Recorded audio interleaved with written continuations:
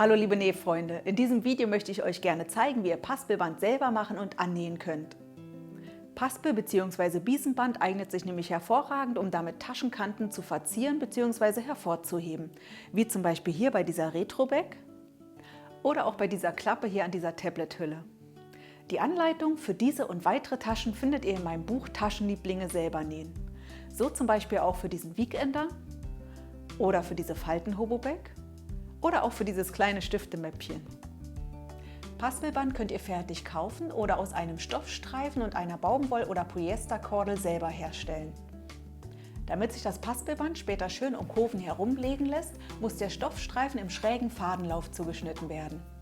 Wie das mit den entsprechenden Werkzeugen einfach und schnell gelingt und wie mehrere Streifen zu einem langen Band zusammengenäht werden, zeige ich euch in meinem Blog. Wenn ihr ein weiches und geschmeidiges Material wie beispielsweise Kunstleder habt, dann könnt ihr die Streifen auch platzsparend gerade zuschneiden. Noch schneller geht das Ganze jedoch, wenn ihr fertiges Schrägband in der entsprechenden Breite verwendet und dieses einfach auseinanderbügelt. Achtet bei eurem gekauften oder selbstgemachten Schrägband darauf, dass die Nahtzugabe bei eingeschlagener Kordel ungefähr 1 cm beträgt. Nun können wir die Kordel in den gefalteten Streifen einnähen. Ich habe einen Steppstich mit großer Stichlänge eingestellt und einen Kantennähfuß eingesetzt. Nun nähe ich hier neben der Kordel, allerdings nicht direkt daneben, sondern etwa 2 bis 3 mm locker daneben.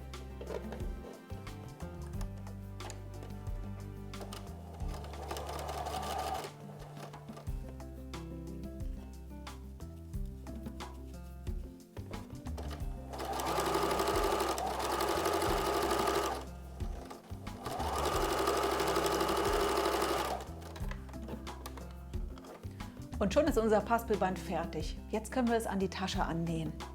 Dies zeige ich euch nun am Beispiel meiner Retro-Bag. Die entsprechenden Teile dafür habe ich hier schon einmal vorbereitet.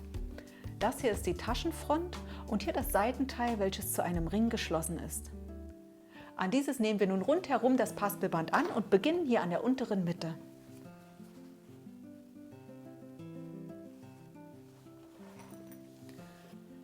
Hier ist meine Markierung für die untere Mitte. Mein Paspelband steht etwa 2 cm über.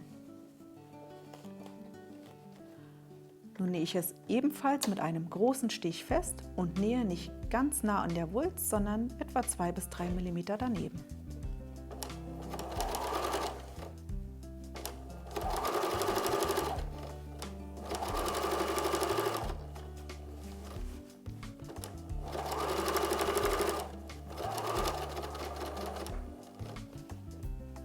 Kurz bevor ich hier am Anfang wieder angelangt bin, schneide ich das Paspelband großzügig ab.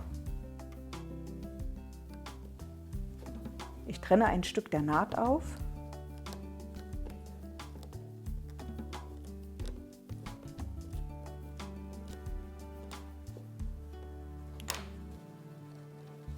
Kürze den Anfang des Paspelbandes sowie die Kordel im aufgetrennten Bereich. Nun schlage ich das Schrägband sauber nach innen um, sodass ich das Paspelbandende sauber um den Anfang herumlegen und die Naht zu Ende nähen kann.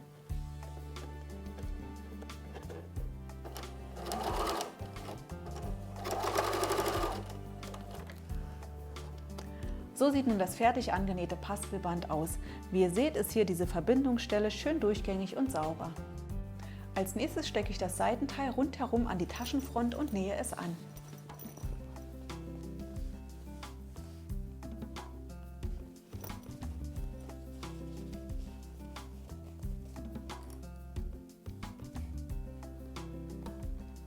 Damit ich das gerade Seitenteil besser an die Rundung annähen kann, habe ich die Nahtzugabe mehrfach eingeschnitten.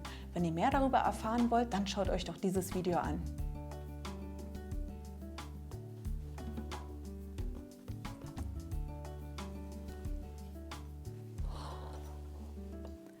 Beim Annähen liegt nun das Seitenteil oben. Mit dem Kantennähfuß nähe ich 2 bis 3 mm links neben der Paspelnaht, damit diese später nicht sichtbar ist.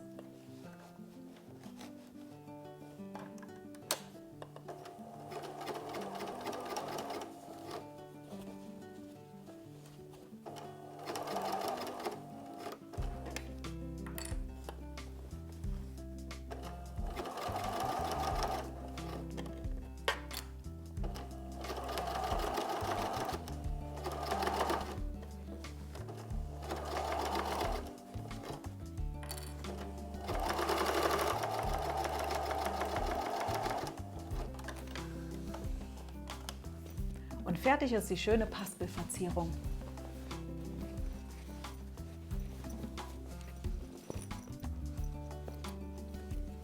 Die fertig genähte Retro-Bag sieht dann am Ende so aus.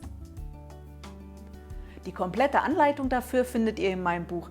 Ebenso weitere tolle Taschennähideen wie zum Beispiel für diese Strandtasche oder auch für diese Falten-Hobo-Bag.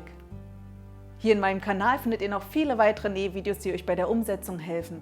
Zum Beispiel könnt ihr euch anschauen, wie Gurtband verarbeitet wird. Oder auch wie ihr ein Reißverschlussfach nähen könnt. Damit ihr nichts mehr verpasst, abonniert unbedingt meinen YouTube-Kanal. Und jetzt wünsche ich euch viel Spaß beim Nachnähen. Tschüss, bis zum nächsten Mal.